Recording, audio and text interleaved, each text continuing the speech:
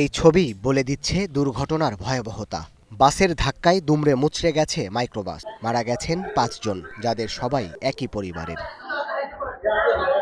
কুমিল্লা থেকে মাইক্রোবাসে কক্সবাজার ভ্রমণে যাচ্ছিলেন পরিবারের ৮ সদস্য।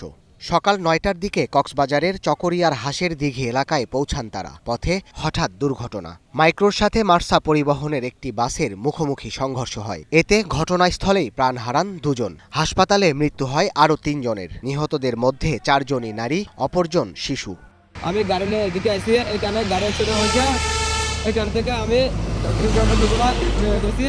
হাসপাতাল নিয়ে গেছি।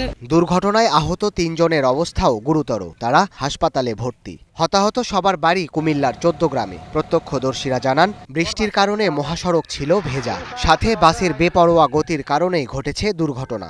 গুড়ি গুড়িতে বৃষ্টি হচ্ছে, এখন গাড়িটার আবে ছিল ওই নোহাটা ব্যাক করতে যায়, গাড়িটা ঘুরে যায়, মাঝসাথে আসে লাগে। দুর্ঘটনার পর চট্টগ্রাম কক্সবাজার মহাসড়কে ঘণ্টাখানেক বন্ধ ছিল যান চলাচল। Sadat Shahed, Star news.